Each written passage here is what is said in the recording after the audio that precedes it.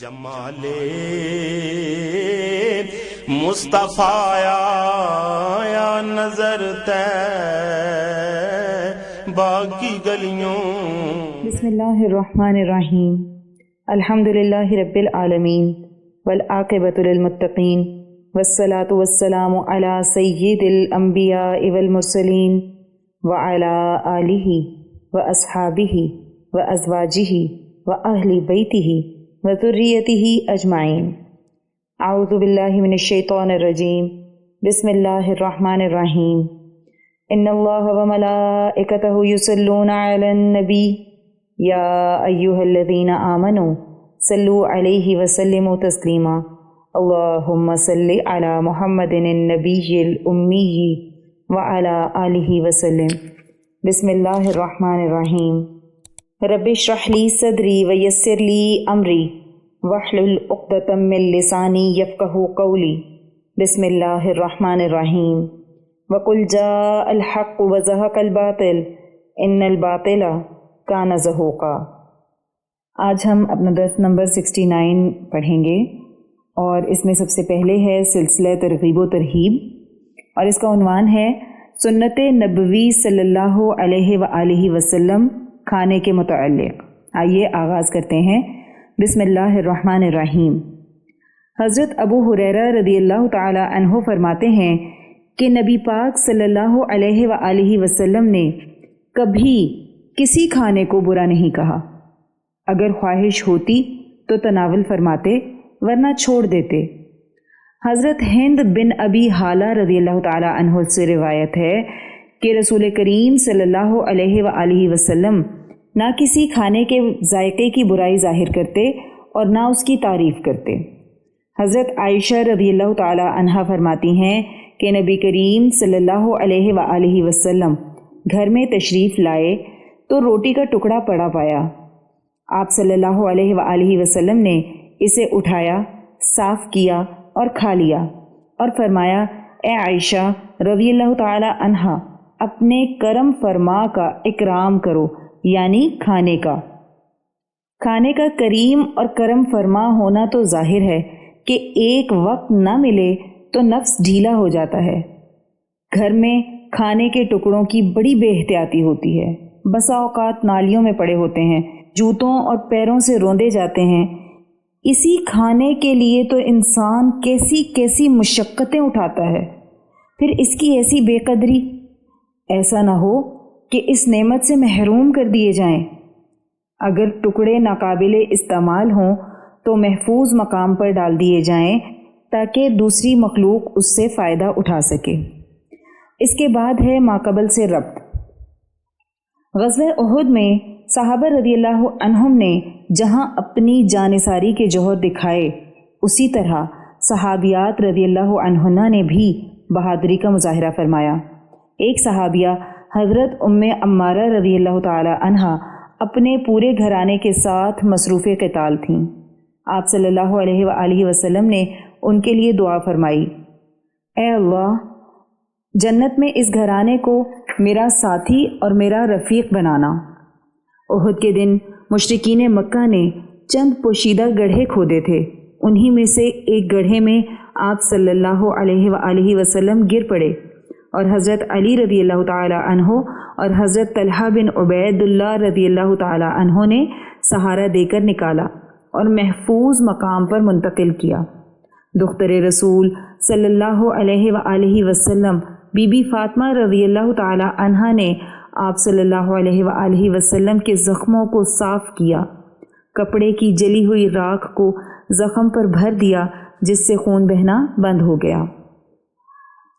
آپ صلی اللہ علیہ وآلہ وسلم کے قریب جب ابی بن خلف پہنچا تو آپ صلی اللہ علیہ وآلہ وسلم نے ایک تیر اس کی گردن میں چبھویا جس کی تکلیف وہ برداشت نہ کر سکا اور جہنم رسید ہوا. حضرت عبداللہ بن عمر رضی اللہ تعالی عنہ ابی بن خلف کے بارے میں فرماتے ہیں کہ رات کے ایک پہر میں وادی رابغ میں جا رہا تھا. اچانک آگ کا ایک شعلہ نمودار ہوا. مجھے ڈر لگا. اس کے بعد اچانک ایک شخص نمودار ہوا جو زنجیروں سے جکڑا ہوا تھا اور پیاس سے پانی پانی چلا رہا تھا. ایسے میں ایک آواز سنائی دی، اسے پانی نہ دو، یہ محمد صلی اللہ علیہ وآلہ وسلم کا قتیل ہے، یعنی یہ وہ بدبخت ہے جسے محمد صلی اللہ علیہ وآلہ وسلم نے قتل کیا ہے۔ آج ہماری پہلی ہیڈنگ ہے ایک تیر سے دشمن کی پسپائی۔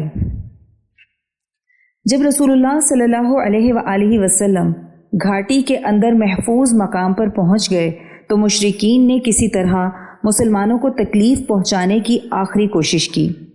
خالد بن ولید اور ابو سفیان ایک لشکر لے کر پہاڑی پر چڑھ آئے۔ اس وقت آپ صلی اللہ علیہ وآلہ وسلم نے دعا فرمائی، اے اللہ یہ ہم سے اوپر نہ جائیں۔ اس کے بعد حضرت سعد رضی اللہ تعالی عنہ سے فرمایا، ان کے حوصلے پست کرو، یعنی ان کو پیچھے دھکیل دو۔ یہ بات آپ صلی اللہ علیہ وآلہ وسلم نے 3 بار فرمائی۔ اس حکم کا سننا تھا کہ حضرت سعد رضی اللہ تعالی عنہ نے اپنے ترکش سے تیر نکالا اور ایک شخص کو مارا، وہ وہیں ڈھیر ہو گیا۔ پھر وہی تیر اٹھا کر دوسرے پر چلایا، وہ بھی ڈھیر ہو گیا۔ پھر اسی تیر سے تیسرے کا کام تمام ہوا، پھر چوتھا گرا اور اس کے بعد مشرکین نیچے اتر گئے۔ حضرت سعد رضی اللہ تعالیٰ عنہ فرماتے ہیں کہ میں نے دل میں کہا یہ مبارک تیر ہے، میں نے اس تیر کو اپنے ترکش میں رکھ لیا، پھر یہ تیر زندگی بھر میرے پاس رہا۔ پھر حضرت سعد رضی اللہ تعالیٰ عنہ کے بعد یہ تیر ان کی اولاد کے پاس رہا۔ ہماری نیکسٹ ہیڈنگ ہے ابو سفیان کی شماتت اور حضرت عمر رضی اللہ تعالیٰ عنہ کے پرجوش جوابات۔ مشرکین نے اب واپسی کا ارادہ کر لیا۔ اس وقت ابو سفیان احد پر چڑھ کر پکارنے لگا، افی القوم محمد صلی اللہ علیہ وسلم، کیا تم میں محمد صلی اللہ علیہ وآلہ وسلم زندہ موجود ہیں؟ آپ صلی اللہ علیہ وآلہ وسلم نے اس وقت فرمایا، کوئی جواب نہ دے۔ اس نے اسی طرح 3 بار آواز دی لیکن کوئی جواب نہ آیا۔ پھر اس نے آواز لگائی، افی القوم ابن ابی قحافہ، کیا تم لوگوں میں ابن ابی قحافہ یعنی حضرت ابو بکر رضی اللہ تعالی عنہ موجود ہیں؟ آپ صلی اللہ علیہ وآلہ وسلم نے فرمایا، کوئی جواب نہ دے۔ اس سوال کو بھی وہ 3 بار کہہ کر خاموش ہو گیا اور پھر پکارا، افی القوم ابن ابی الخطاب، کیا تم میں عمر ابن الخطاب رضی اللہ تعالی عنہ زندہ ہیں؟ اس جملے کو بھی اس نے 3 بار دہرایا مگر کوئی جواب نہ آیا، تو اپنے ساتھیوں سے خوش ہو کر کہنے لگا، اما ہؤلاء فقد قتلوا فلو كانوا احیاء لاجابوا، بہرحال یہ سب قتل ہو گئے، اگر زندہ ہوتے تو ضرور جواب دیتے۔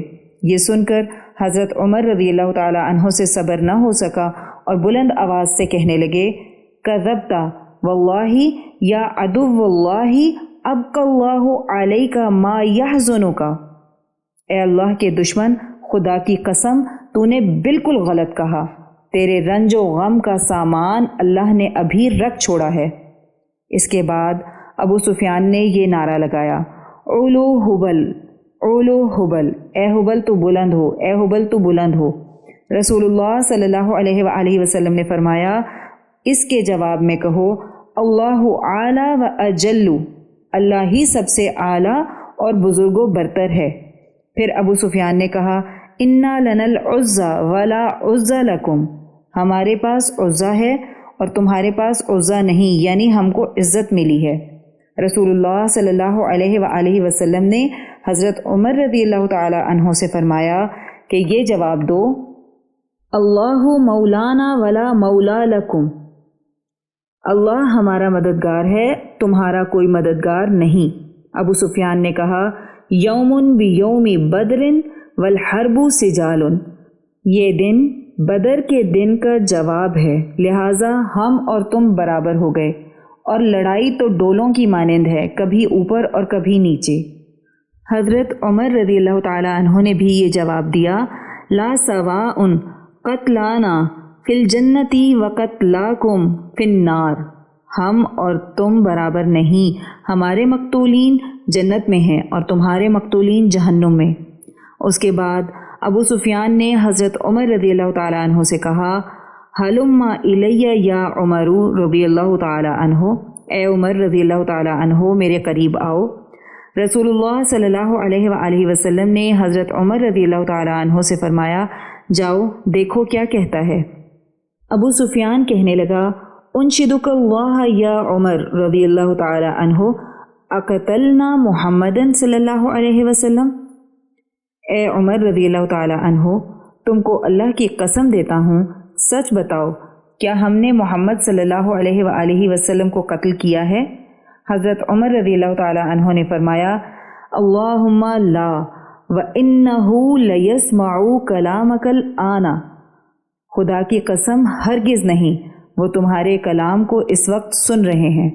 ابو سفیان نے کہا انت عندی اصدق من ابی قما وابر، تم میرے نزدیک ابن قما سے زیادہ سچے اور نیک ہو۔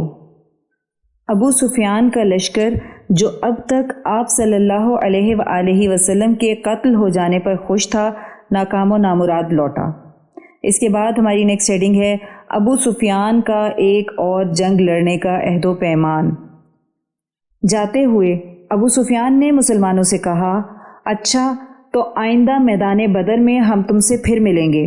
اس پر آپ صلی اللہ علیہ وآلہ وسلم نے اپنے ایک صحابی رضی اللہ عنہ سے فرمایا کہہ دو کہ ہاں ہمارا تمہارا ملنے کا وعدہ رہا۔ آج بس یہیں تک پڑھیں گے، اس کا بقیہ حصہ انشاءاللہ ہم کل اپنے درس میں پڑھیں گے۔ آئیے دعا کر لیتے ہیں۔ اللہم صلی علی محمد النبی الامی وعلی آلہ وسلم۔ اے اللہ ہماری اس کاوش کو قبول فرمائیں اور اس کو ہماری بخشش کا ذریعہ بنا دیں، اس کو قیامت تک امت کے لیے ہدایت اور عشق نبی صلی اللہ علیہ وآلہ وسلم کا ذریعہ بنا دیں۔ اے اللہ جو کچھ پڑھا سنا اس کا ثواب نبی کریم صلی اللہ علیہ وآلہ وسلم کو تحفتاً ہدیتاً نذرانتاً محبتاً عقیدتاً پیش کرتے ہیں، قبول و منظور فرما لیں۔ یا اللہ نبی کریم صلی اللہ علیہ وآلہ وسلم کی برکت سے اس کا ثواب تمام انبیاء کرام، خلفائے راشدین، امہات المؤمنین، اہل بیت اطہار، صحابہ کرام، صحابیات، بزرگان دین، اولیاء اللہ، شہداء، صدیقین، صالحین، مؤمنین، مؤمنات، مسلمین، مسلمات کو پیش کرتے ہیں، قبول و منظور فرما لیں۔ الہی اس کا ثواب سلسلہ قاسمیہ عزیزیہ نقشبندیہ کے تمام بزرگان بالخصوص شیخ الاولیاء حضرت مولانا مہر محمد صاحب رحمۃ اللہ علیہ، شیخ الحدیث حضرت مولانا عبدالحکیم صاحب رحمۃ اللہ علیہ اور شیخ الاسلام حضرت مولانا محمد عبدالعلیم قاسمی صاحب رحمۃ اللہ علیہ کو پہنچا دیں، اور ہمارے بزرگان کے درجات کو اور بھی زیادہ بلند فرما دیں، اور ان کے مزارات پر اپنی رحمت خاصہ کا نزول فرما دیں۔ یا اللہ ہمارے مرشد گرامی حضرت شیخ عزیز القاسمی حکیمی مہروی نقشبندی مجددی دامت برکاتہم العالیہ پر اپنا خاص فضل اور خانقاہ اور مدرسے پر اپنا خصوصی کرم فرما دیں، اور انہیں امت کے لیے ہدایت و شفا کا ذریعہ بنا دیں۔ آمین بحرمت سید المرسلین صلی اللہ علیہ وآلہ وسلم۔ سبحان ربک رب العزت عما یصفون وسلام علی المرسلین والحمد للہ رب العالمین۔